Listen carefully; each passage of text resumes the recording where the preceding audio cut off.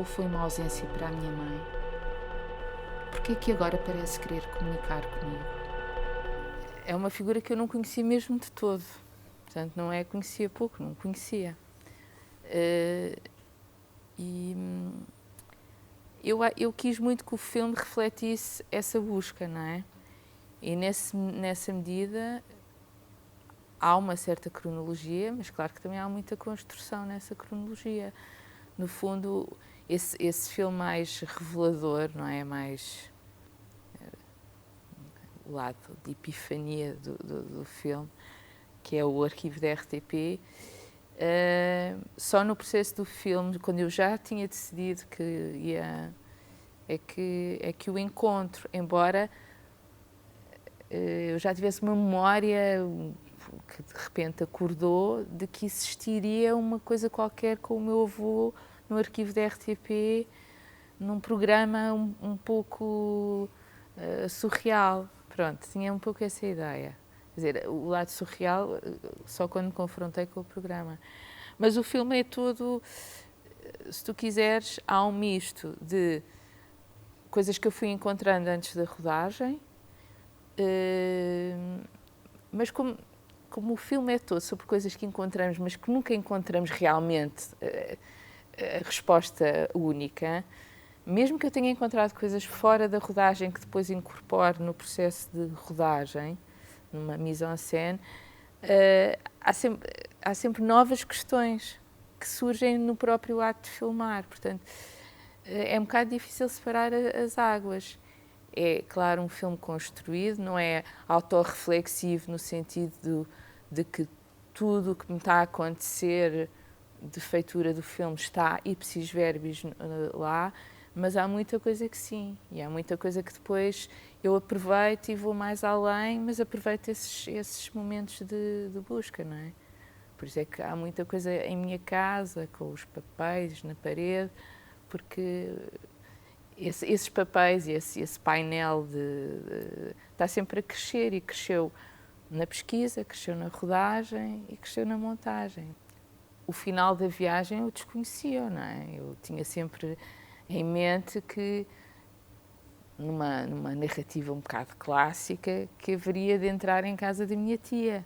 Mas aqui por trás havia um lado que sabia que isso se calhar não ia acontecer e que provavelmente dos sinais que eu ia captando percebi que isso ia ser difícil. Portanto, o final do filme eu fui fui o conhecendo na rodagem e depois na montagem. Claro, tu quando filmas assim, porque eu montei muito ao mesmo tempo que estava a filmar e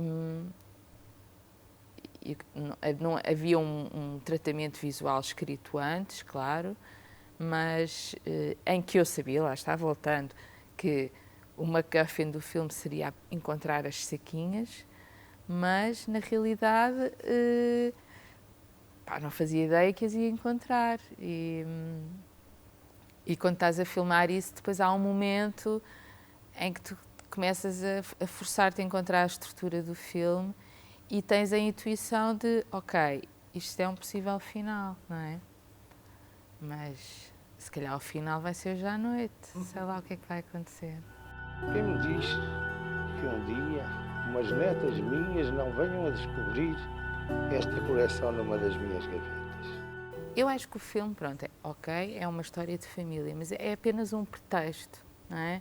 Para falar de várias coisas, falar dos silêncios e falar desses desencontros, de histórias que nós cristalizamos para criar a nossa estabilidade afetiva, de outras versões que vamos descobrindo.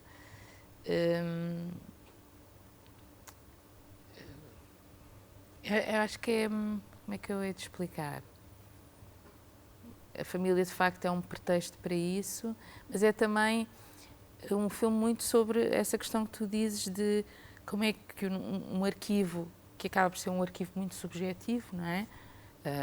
Os teus álbuns de infância, os filmes que vais encontrando, se mistura, mas que tem um lado muito visual, muito físico, tu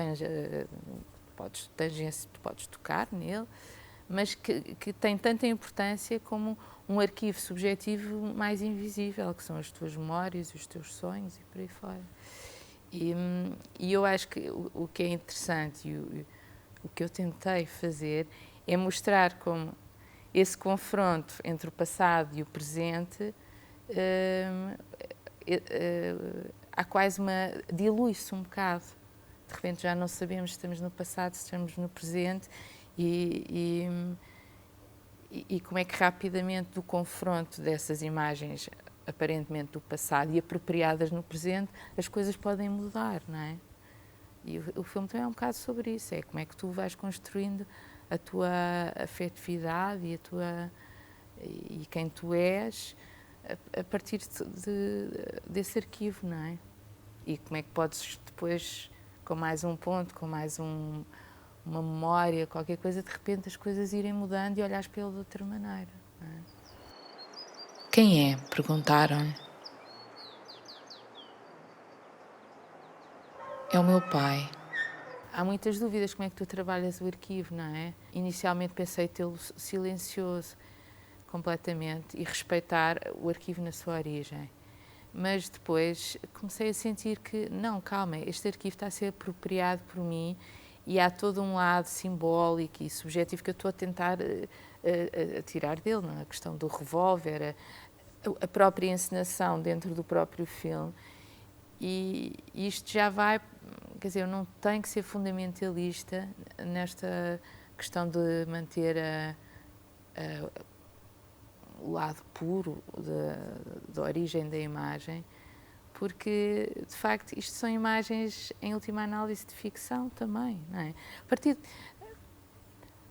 A partir do momento que nós, anos depois, olhamos para elas e começamos a interpretá-las, como fazemos com os nossos sonhos, estamos a trabalhar a matéria da ficção e, portanto, mesmo assim, quis ter algum cuidado de serem sons que surgem aqui e ali, que não enchem e não procuram sincronizar de forma alguma aquelas imagens, nem ser ilustrativas ou literais. São só pequenos pontos que nos remetem para outras coisas. Foi isso que eu tentei fazer com o som.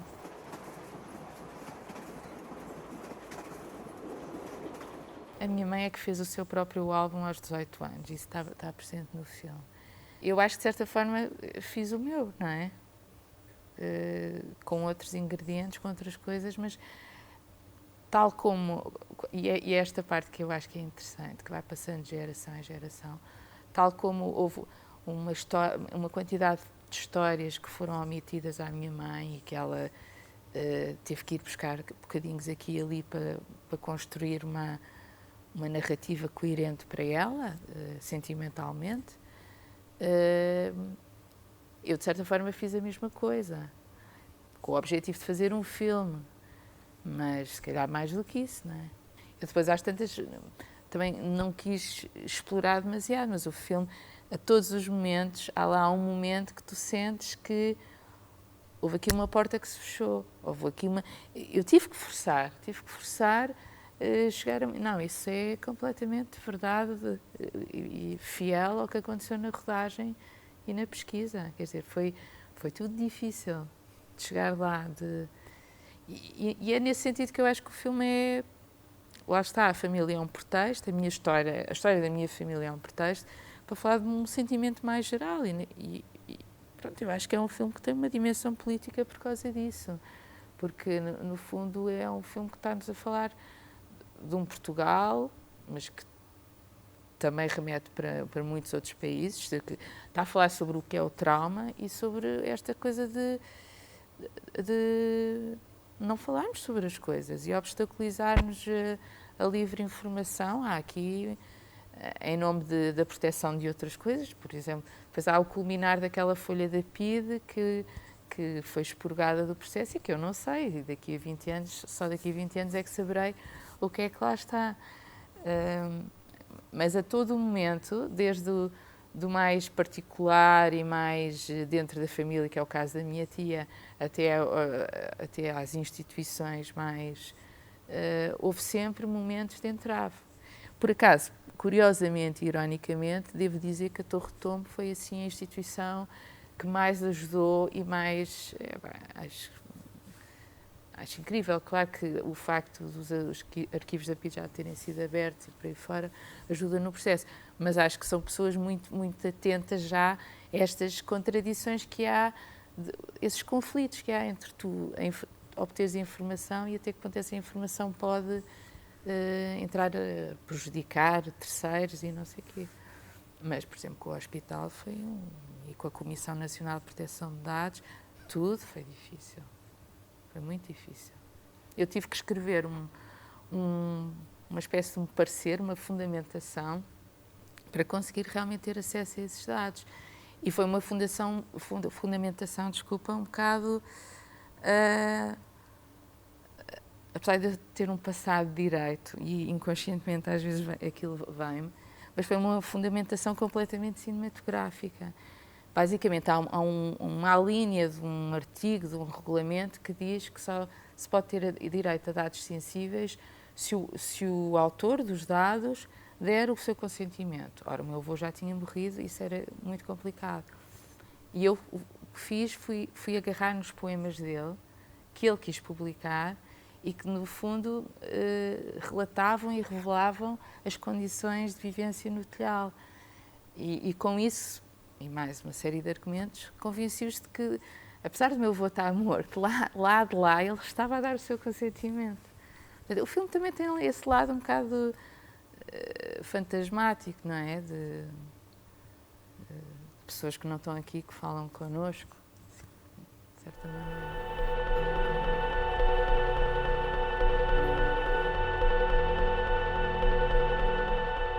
É a minha história, é a minha versão, é a história que me chegou a mim com os elementos que...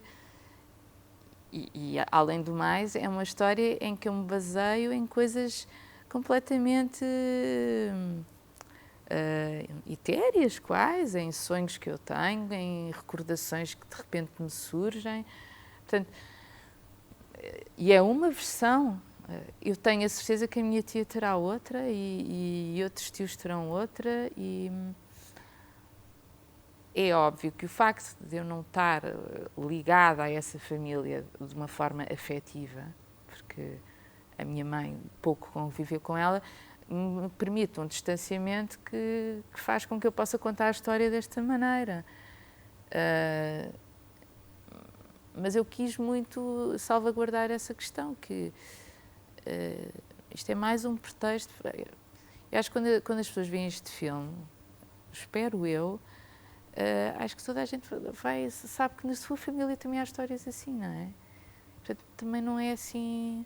Claro que há coisas que se descobrem, há contextos específicos, mas não tenho receio nenhum, porque acho que não estou simplesmente a contar uma história que é a história a que eu cheguei e que eu quis contar, não é? Não é uma verdade, é uma verdade, não é verdade, não é? Isso não existe também de qualquer das formas, já sabemos.